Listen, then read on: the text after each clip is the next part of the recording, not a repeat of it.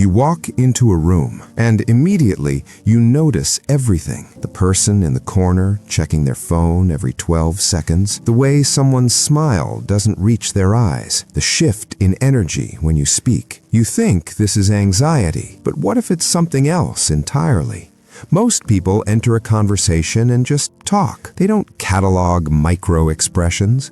They don't replay their own sentences in real time, analyzing tone and word choice. They don't feel the texture of silence. But you do. And because you notice so much, you assume something is wrong with you. You label it social anxiety. You think, I'm broken, I'm too sensitive, I need to fix this. But here's what's actually happening. Your brain isn't malfunctioning, it's running a different operating system. In psychology, this is called sensory processing sensitivity. It's a trait found in roughly 20% of the population. Dr. Elaine Aron's research shows that highly sensitive people process information more deeply. Your nervous system isn't overreacting, it's detecting patterns most people miss. Let me reframe this for you. You're not anxious, you're hyper-observant. There's a difference.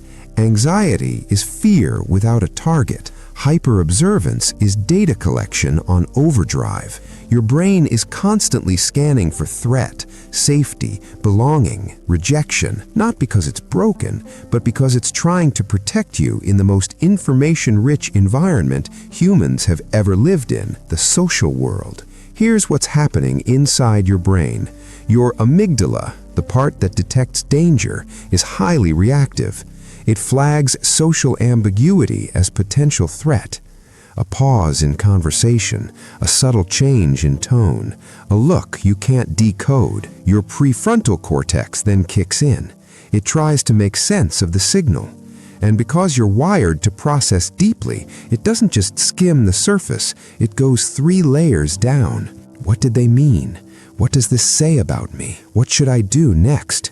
This is called rumination in cognitive psychology, but it's not a flaw, it's a feature. The problem is that this feature was designed for smaller tribes, 50 people, maybe 100. Your ancestors needed hyper-observance to survive, to read the room, to sense conflict before it erupted, to know who to trust. But now, you're processing thousands of social data points a week. Your system is overloaded, not broken, just overwhelmed. So how do you work with this trait instead of against it? Here are 5 principles rooted in psychology. When you feel that tightness before a conversation, don't say, I'm anxious. Say, I'm in observation mode. This small shift activates what psychologists call cognitive reappraisal. You're not changing the feeling, you're changing the story about the feeling. And that changes everything. Your brain will collect infinite data if you let it, so give it a boundary.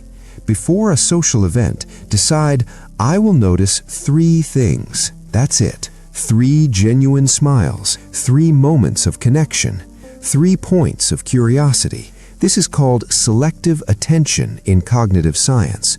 You're not suppressing your observance, you're directing it. Imagine your hyper-observant self as a separate character. Not you, just a part of you, a researcher taking notes. When you feel yourself spiraling, say, oh, the observer is active right now. This is metacognition, thinking about your thinking. It creates distance, and distance creates choice. Your brain collects data, but it also needs to release it. After a social interaction, give yourself 5 minutes to process. Walk, write, talk to yourself out loud. This is called emotional regulation through expression. You're not ruminating, you're completing the cycle. Observations in, observations out.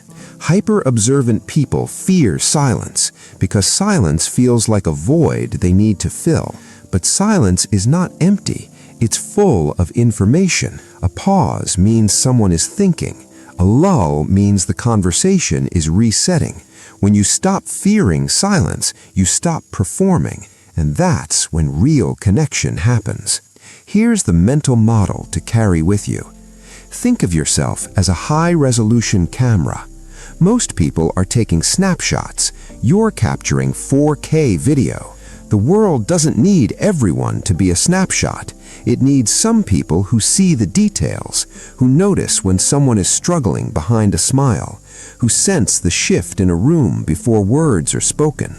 But high resolution requires more processing power, so you need to be intentional about what you point the lens at, how long you record, and when you put the camera down.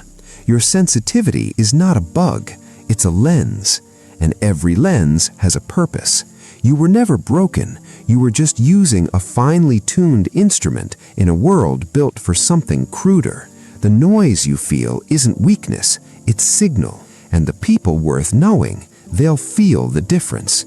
Not because you said the perfect thing, but because you were present enough to notice what no one else did. That's not anxiety, that's attunement, and the world needs more of it.